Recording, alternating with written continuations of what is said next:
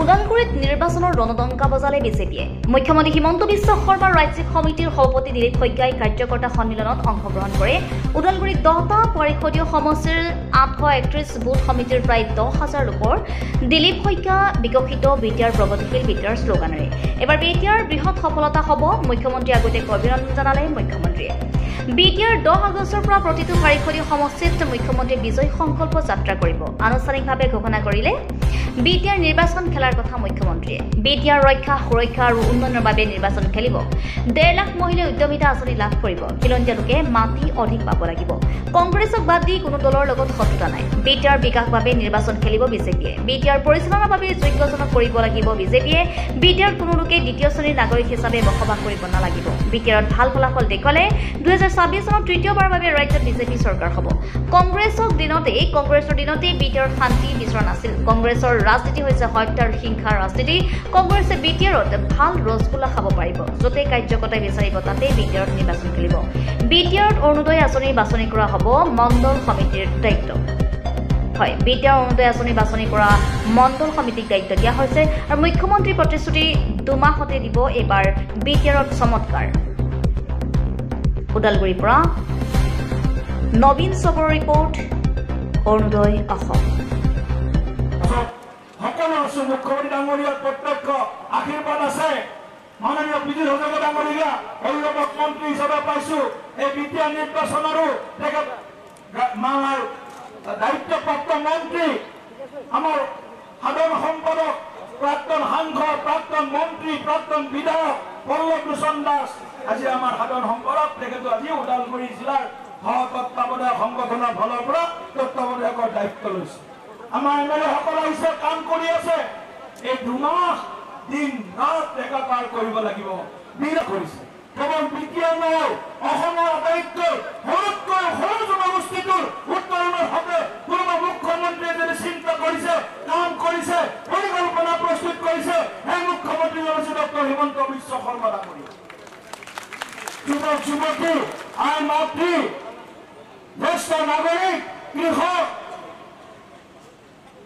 কোনোবা হয়তো আমাৰ দিব্যাংগজন আছে, দিব্যাংগজনৰ প্ৰতিও যদি সমমৰ্মিতা, সহমৰ্মিতা কোনোবাই প্ৰকাশ কৰি আছে, কোনোবাই কাম কৰিছে, সেইজন মুখ্যমন্ত্ৰী হৈছে ডক্টৰ হিমন্ত বিশ্ব শৰ্মা ডাঙৰীয়া।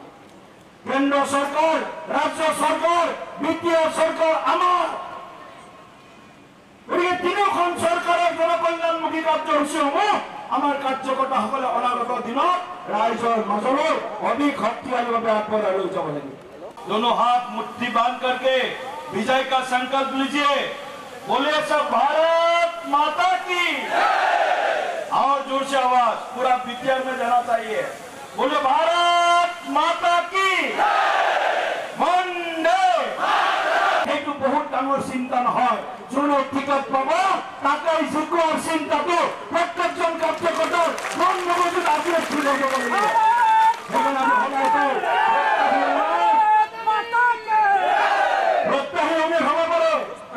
कैंडिडेट बहुत होना पड़े, किंतु प्रत्याह हमारे एक प्रत्याह बीजेपी जितिब लगे। दुर्गा पूजार आगत बिटिआर और दुर्गा पूजार पिছত दिसपुर। दुर्गा पूजार आगत कोकराझार, बिटिआर, ओदालगुरि, तामुलपुर, बाक्सा, चिराग और दुर्गा पूजार पिছত दिसपुरत तृतीयबाৰৰ বাবে বিজেপিৰ চৰকাৰ। এই হৈছে আমাৰ দায়িত্ব, এই হৈছে আমাৰ সংকল্প। বুজি পাইছে নে নাই আপোনালোকে? কোনে কোনে বুজি পাইছে দায়িত্ব? সকলোৱে বুজি পালে নে নাই? এই 2টা আমাৰ দলত দিব নে নিদিয়ে? অলপ ডাঙৰকৈ ক'ব লাগিব। এই 2টা আমাৰ দলত দিব নে নিদিব? দিবনে নিদিব? একদম। আজি আমি ইয়াতে ৰাজু ডাঙৰীয়া, দিলীপ শইকীয়া ডাঙৰীয়াৰ সন্মুখত আমি সকলোৱে প্ৰতিশ্ৰুতি দিলো আৰু মই নিজেও দিলো যে এই 2 মাহ আমি বিটিআৰৰ বাবে, আমি বিজেপিৰ বাবে আমাৰ সমস্ত শক্তি আমি দিম। দিম। একদম পাক্কা। অলপ ঢিলাকৈ গৈছে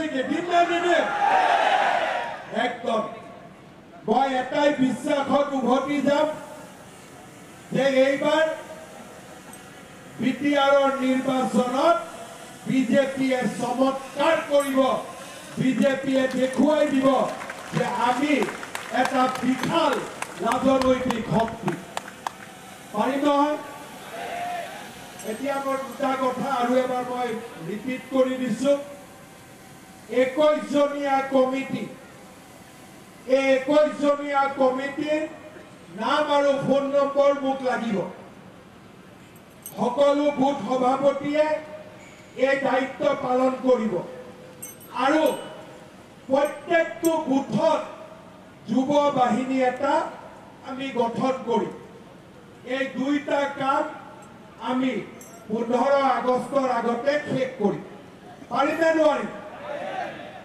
লিষ্টখনটো 15 দিনত দিব আৰু যুৱ বাহিনী 15 আগষ্টৰ আগতে আপোনালোকে শেষ কৰিব লাগিব যাতে প্ৰত্যেকটো বুথতে বিজেপি দলৰ যুৱ বাহিনী মজুত থাকে এই দুটা কাম যদি আমি কৰিব পাৰো আমাৰ নিৰ্বাচন বহুত সহজ হ'ব আৰু আমি নিৰ্বাচনত নিশ্চিতভাৱে বিজয়ী হ'ব পাৰিম পুনৰ এবাৰ মই আপোনালোকক ধন্যবাদ জনাইছো লোকসভা নিৰ্বাচনৰ পিছত বিটিআৰত মই ৰাজনৈতিক মিটিং কৰা নাছিলো সেই কাৰণে পুনৰ এবাৰ